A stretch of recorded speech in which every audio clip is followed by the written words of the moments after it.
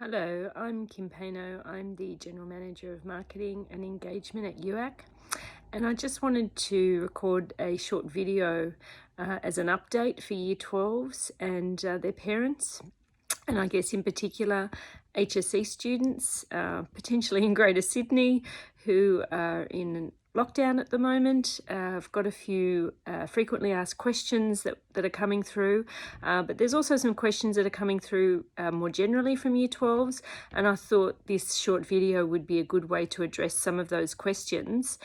We did have a live event, but we had some technical difficulties, so my apologies if you tried to join that and couldn't.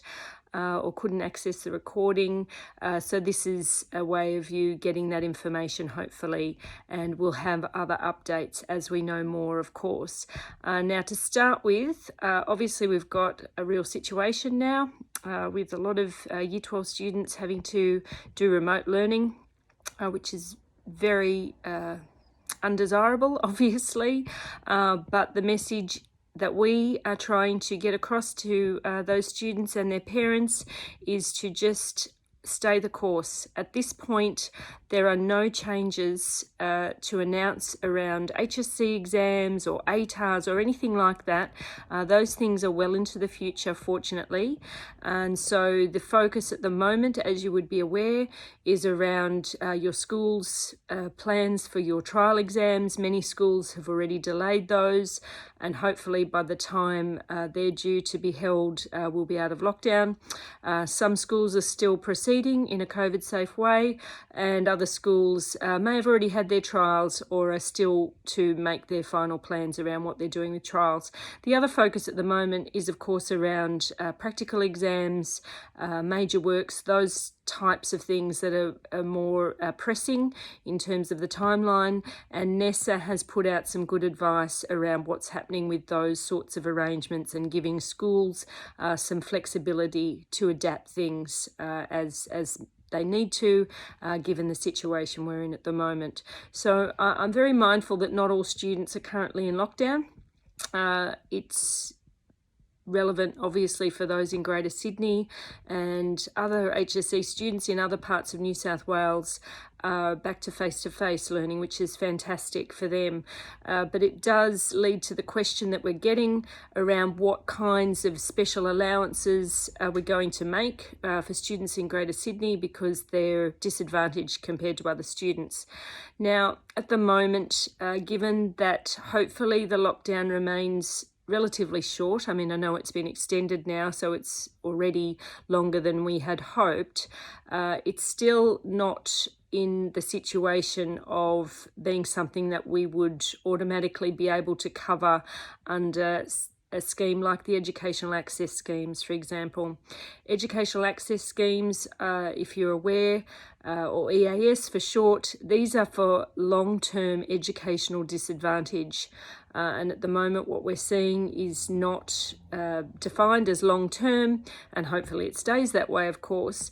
But if things do change and it extends further and further, then obviously we'll be having conversations with universities about what special measures they might want to put in place.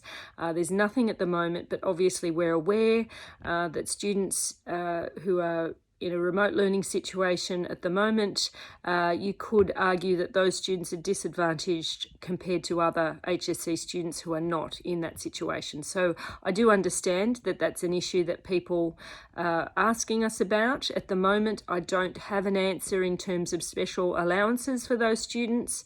It's really a bit of wait and see at the moment, and I know that's a bit of an unsatisfactory answer, but I guess that's where we are with everything at the moment. It's a bit of a wait and see. What I will say, of course, is that the EAS scheme is an excellent scheme for those students who do have any of those educational disadvantages that we consider more long-term. And as always, I would encourage those students to complete an EAS application, because it can be the difference between getting an offer and not getting an offer. And if you have experienced an educational disadvantage, and it could be from a range of different reasons, for example, a long-term illness or family caring responsibilities, disruption, those sorts of things, you deserve that special consideration. So if I can use this video also to urge students who may be eligible for EAS to go forward with their EAS application. Please do that. The other thing I will say about EAS that may be relevant to COVID is that although we don't have anything extra in place at the moment, given the current situation, we did include in EAS last year an eligibility around JobKeeper and JobSeeker, and that is that if one of your parents or guardians was in receipt of JobKeeper or JobSeeker because of COVID, then you could claim that as part of EAS, and that's fantastic, even though we know obviously JobKeeper and JobSeeker are no longer being paid. If at any stage during year 11 and 12 one of your parents, or perhaps both, was in receipt of those payments, then you can claim that through EAS. Now, the other thing to say about that is, as I said, while EAS is for long-term disadvantage, and we usually define that as 6 months or longer, for those JobKeeper and JobSeeker payments, the eligibility time frame was reduced to 3 months. So if your parent had been in receipt of those payments for 3 months or more, then you're eligible. So that's something that's persisted from last year's COVID arrangements, is those payments are included under EAS. And I know that now we're in a situation of some people now being eligible for what is being termed JobKeeper 2.0, which are these new payments from the government. We don't currently have those as part of our EAS eligibility criteria. Those payments are very new, and we'll just have to see how that goes and what the time frame is for those, because as I said, EAS is set up for longer term situations. Now, the other thing about the COVID arrangements, as I said, NESA is obviously working very closely with schools around arrangements for trials and major works and practical exams and those sorts of things. And obviously NESA is working very closely with us as well as things proceed, and if things change, we'll obviously be talking to NESA a lot. But the other thing I wanted to say about NESA is that they also have some really good information on their website about special measures they have in place relating to COVID, and I would encourage you to have a look at that information. And they do have a COVID illness or misadventure process that students can apply for if you find yourself in a situation where either being diagnosed with COVID or something of that nature has caused you to miss an exam or a trial or practical or something of that nature, you can claim that through NESA. They also, as part of that, have a remote learning aspect to that. So if COVID has caused you to have an extended period of remote learning that you were not able to access for some reason, either your school didn't provide a pathway for you to get that remote learning, or they didn't give you appropriate resources so that you could do it effectively, or you didn't have access to it for whatever reason, NESA has a process in place for that. So that's for people who cannot do remote learning. So remote learning is in and of itself, many would argue, a disadvantageous situation, but we're then talking about something that's not even able to happen. So given that we're all meant to be remote learning, there may well be students out there who can't even do that, and that's obviously completely undesirable, and those students can talk to NESA about what special arrangements may be in place for them.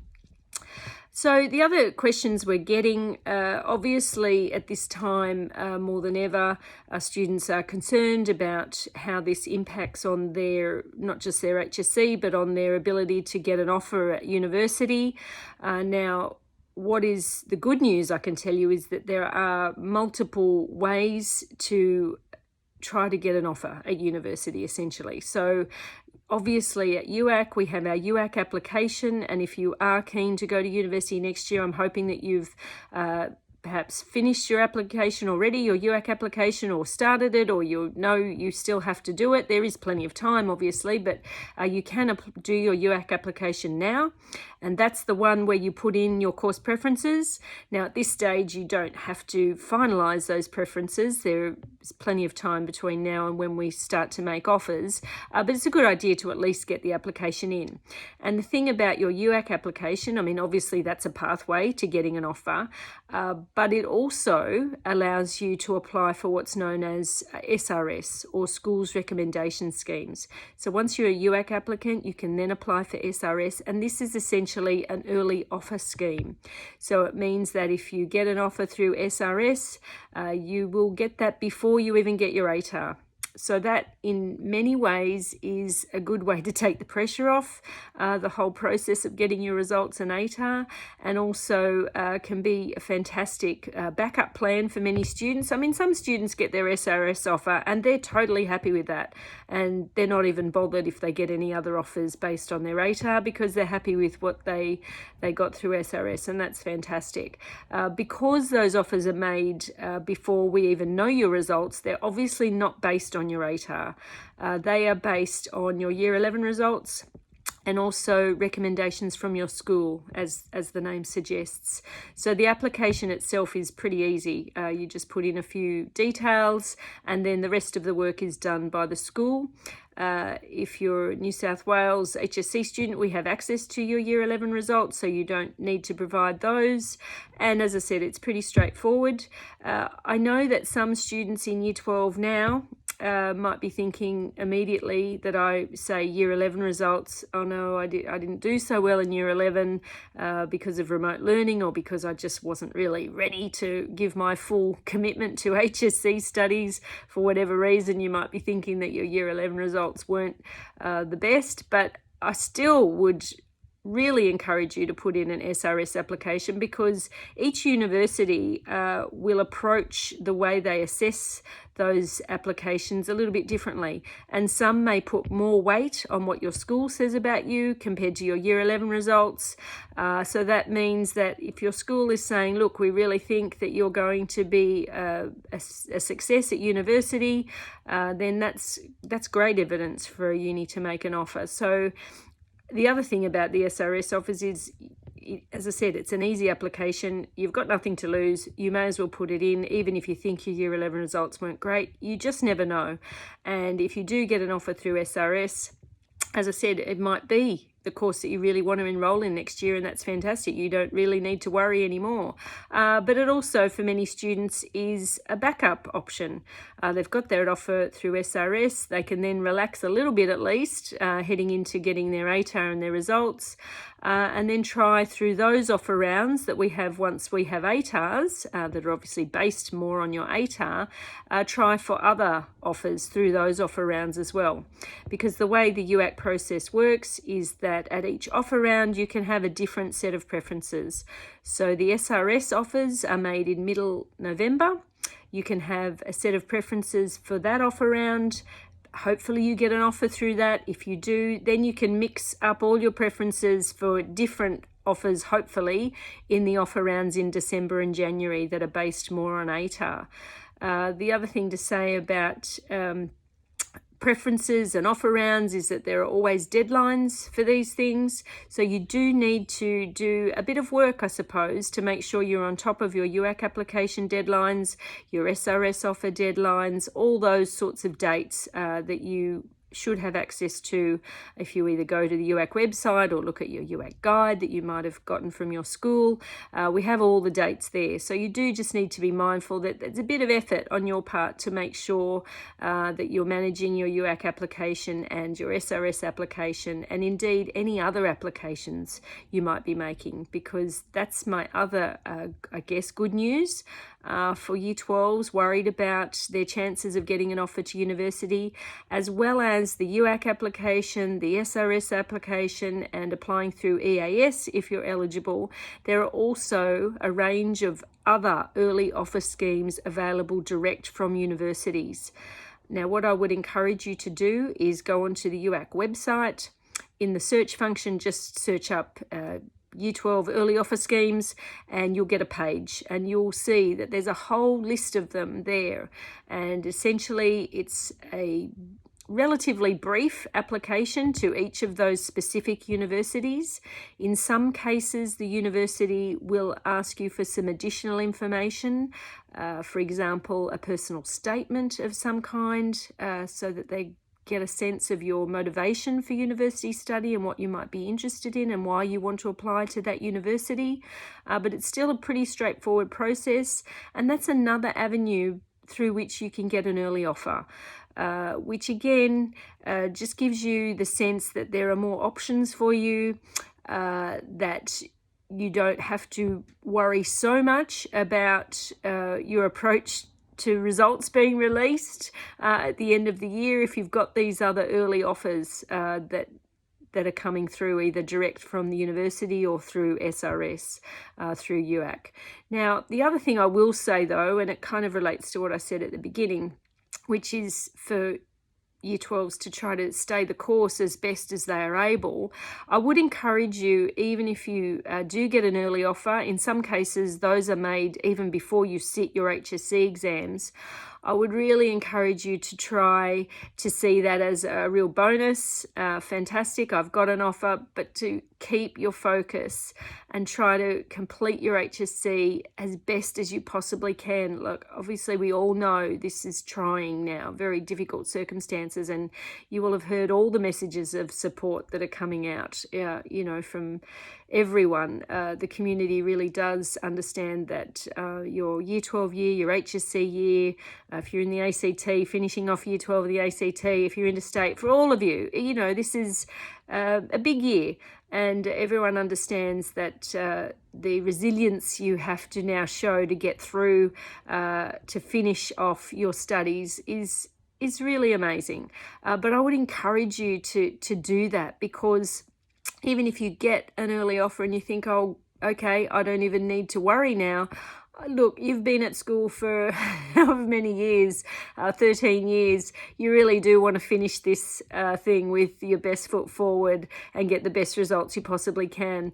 I mean, at the same time, obviously, you're not defined by your Year 12 results or by a single number at the end of all this. That would be just ridiculous to say something like that. Obviously not. But at the same time, you've put so much effort to get to here, just that bit more to finish it off as best you possibly can. I reckon that's a good thing to do if you can, and use whatever support you have around you from your parents and teachers and your friends, encouraging you. Just suck that up and try to get through to the end and get the best results you possibly can. Because you've done so much to get here. So I think that's really something that's important to remember. These early offers are fantastic and they can really take the pressure off. But at the same time, I would use that as just almost extra motivation to go, you know what, now I can just do these exams, smash it out, and I've also got a backup plan as well. So that's the good news about it.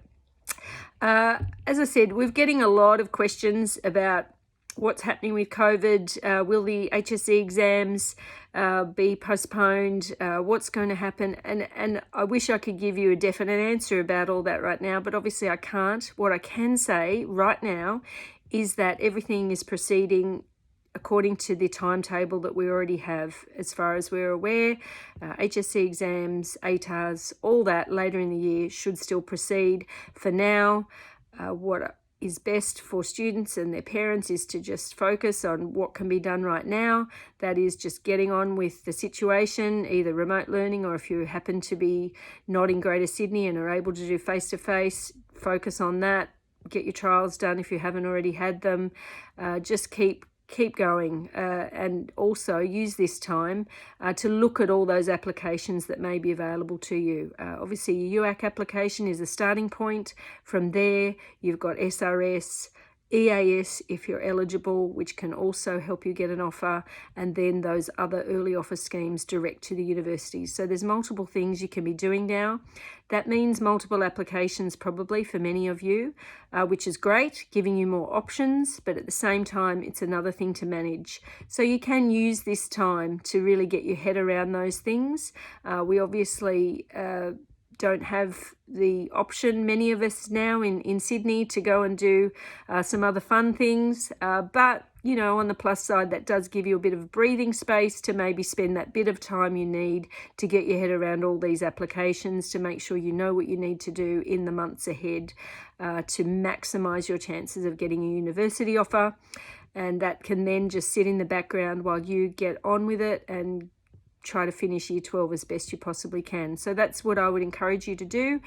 At UAC, we will keep giving you updates as soon as we know anything that might be changing or any more advice we can give you. Obviously, we're here all the time in terms of answering questions specifically about completing your applications, about what you need to do to fill in your SRS, or the SRS is pretty easy, but your EAS application is a bit more detailed. Often we get calls, people needing help with that. That's fine. Obviously, we're here to help.